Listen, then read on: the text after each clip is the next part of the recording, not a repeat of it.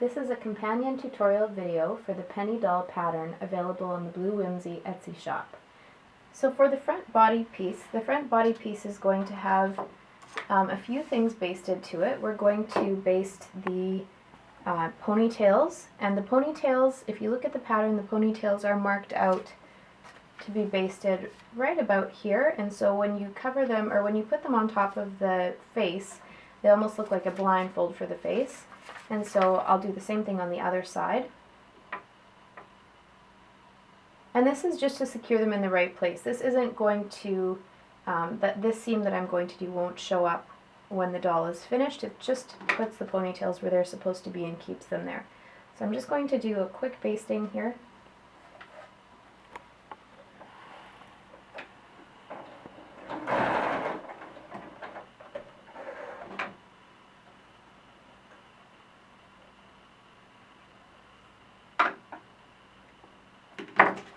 And then the other one, line it up about the same.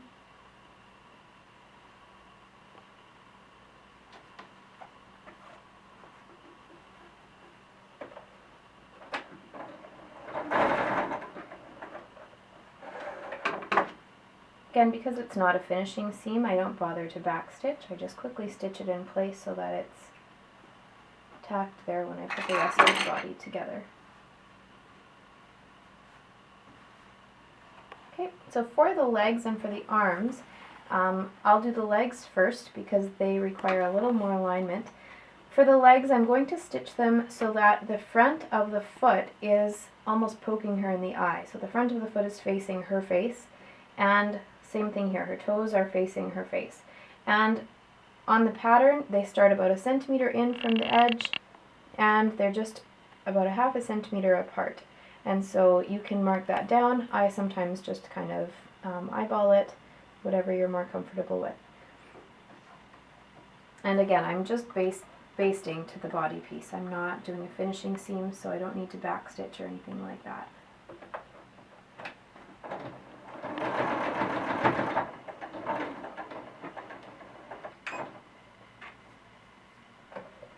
And get that second leg in there, making sure the toes are pointed towards the face.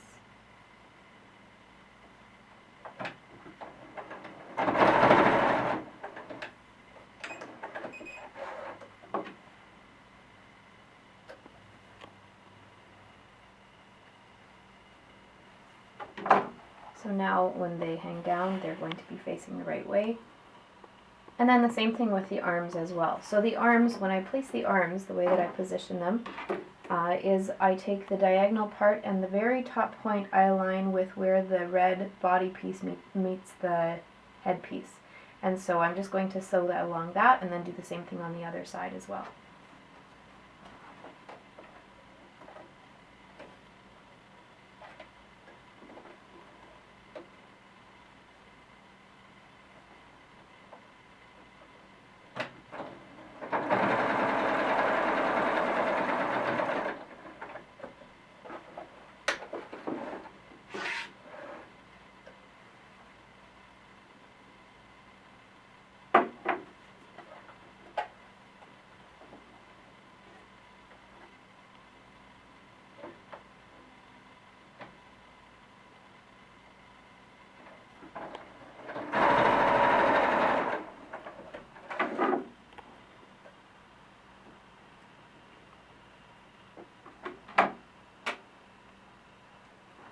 So now I have all of the pieces basted and ready to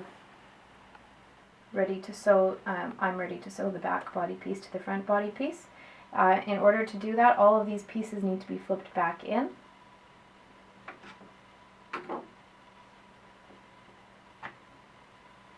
Like that. The back body piece is going to be placed on top.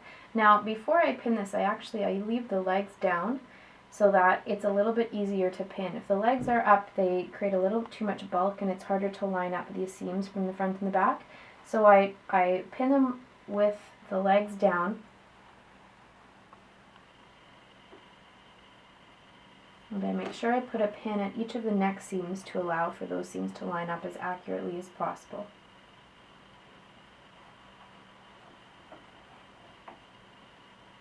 You want the body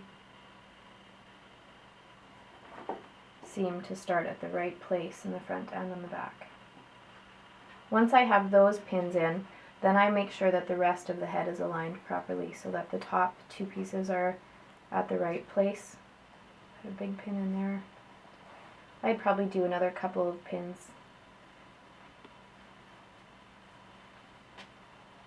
Lots of pins helps when you're putting the front and the back pieces together because it can shift quite easily, especially once you get the arms and the legs in there and there's a little more bulk. Just tuck this other arm in there as well.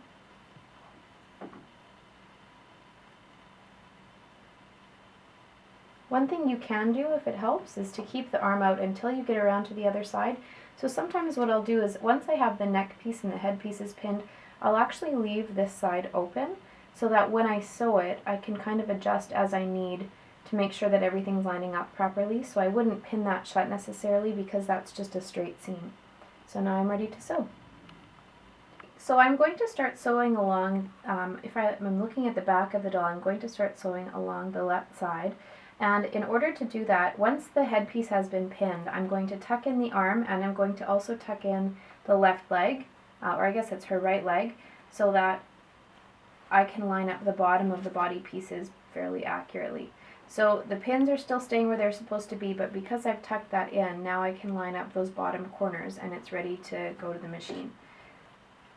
So again, I'm using a stitch length of 1.5 because this will be stuffed quite tightly, and so I want to make sure I've got a nice tight stitch. And I'm going to sew all the way around until I get to the bottom next to the other leg. The bottom seam that goes across the legs is a separate seam that I'll end with.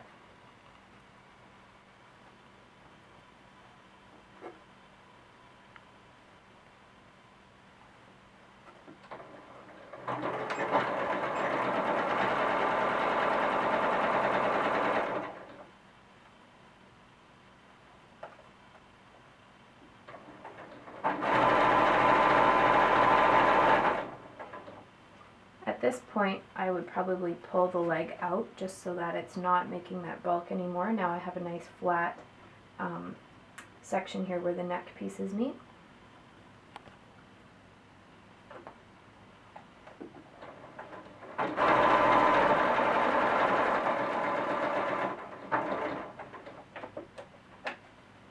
Just double check to make sure everything's lined up as I get close to that seam.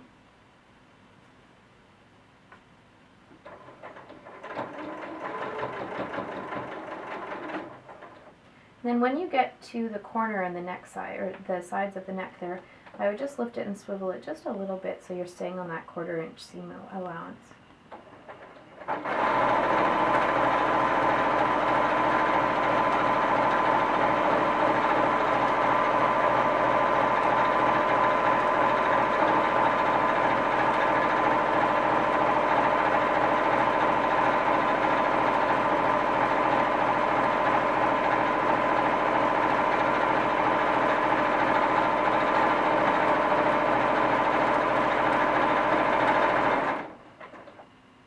Again, I'll just make sure everything's still lined up. I can take out that pin.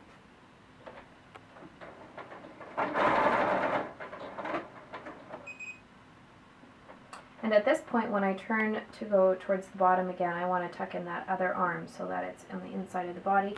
Make sure that other hand doesn't get in the way.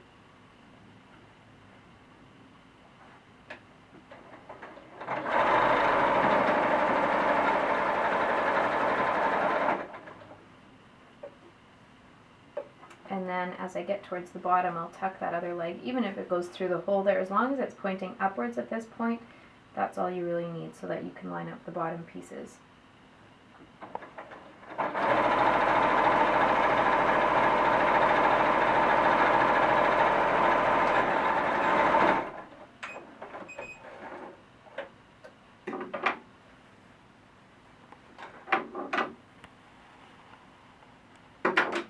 Okay, so the last stitch before we turn this doll right side out is that bottom length there. So I'm going to take out these pins from the headpiece and I'm going to flip the legs both upwards inside the body so that they're out of the way. Gets a little bit full at this point.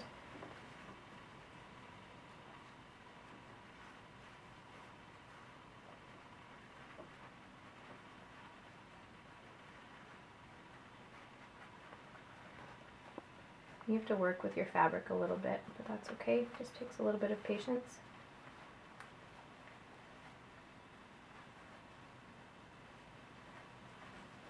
Okay, so now I have one more seam, and that's the seam at the very bottom, just along here, to secure the legs to both sides of the body. And so this one, if you've stuffed the legs too full, this can be quite difficult because this is quite high. So that's why it was important before not to stuff the legs too full. The other thing that I do is I do a little more than a 1/4 inch seam allowance on the bottom because the legs are a little bit bigger. They do hang down, and it can be a little bit difficult to get that seam. So I give myself maybe about 3/8 of an inch, just a bit more than a 1/4 of an inch.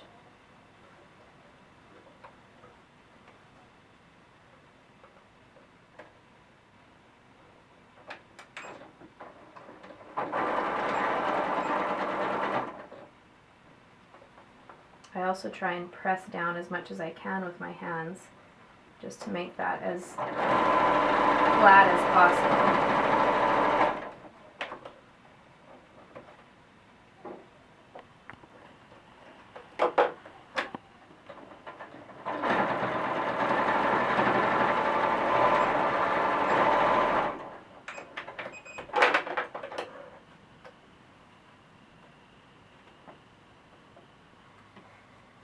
Alright, so we're going to turn our doll right side out so that we can stuff her, and then sew this shut after she's stuffed.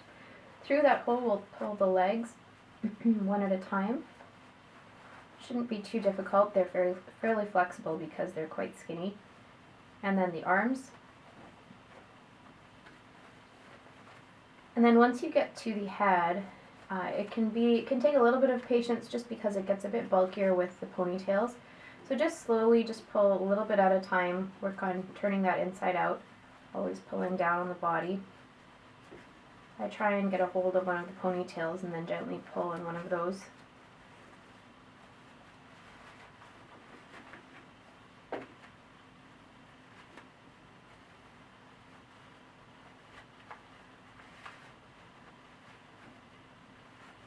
There's one ponytail, and second one, and then we want to just turn that top of the head right side out.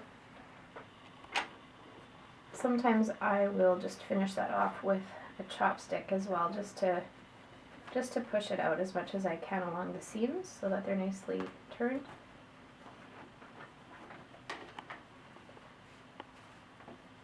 Okay, and so our neck seams they're fairly close. They're off by just a little bit, but not too bad.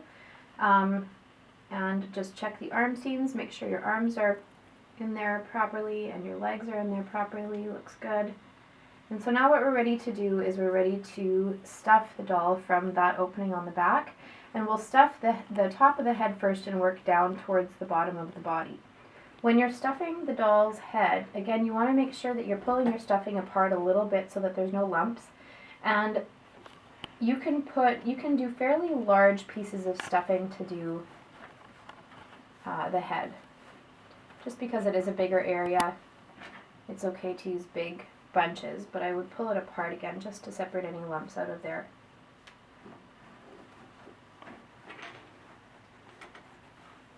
No chopstick needed for the head because it is bigger. You can use your fingers or your thumbs to push that stuffing right up to the top.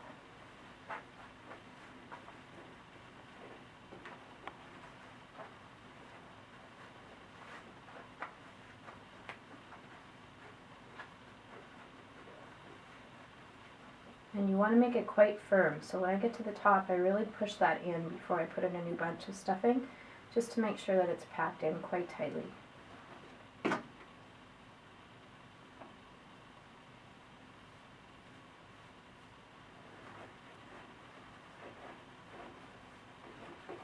So I'm just finishing up stuffing the body of the doll. So you can see the head is quite firm, stuffed quite firm. It's nice and should be fairly smooth. If there's any lumps, you can kind of sometimes mold those from the outside a little bit as well.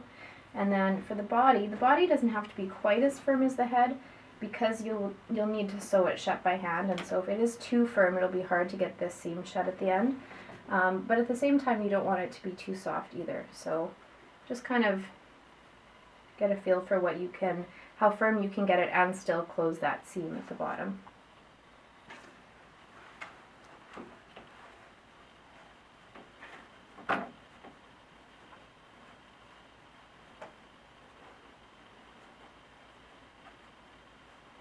So that looks about right.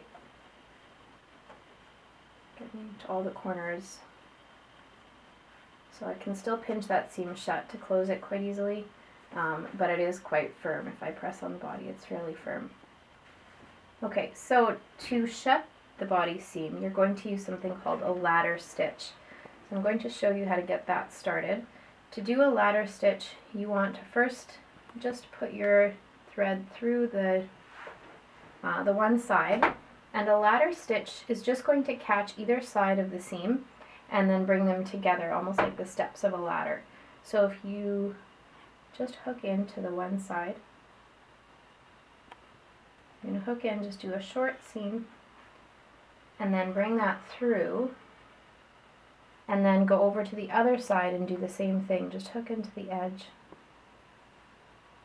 just a short stitch, and bring that through. And you can see when you close it, or before you pull on it, it's just going to look like it's weaving back and forth.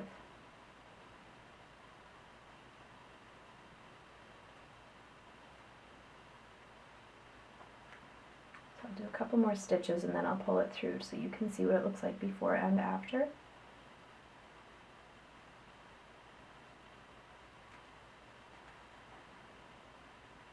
So there we go. So that's what it looks like before you pull it tight. When you pull it tight, what it does is it brings those pieces of fabric right next to each other. And the nice thing about it is it's almost an invisible seam, so you can't actually see that thread that's closing that gap. So just continue doing that same stitch until you get to the bottom.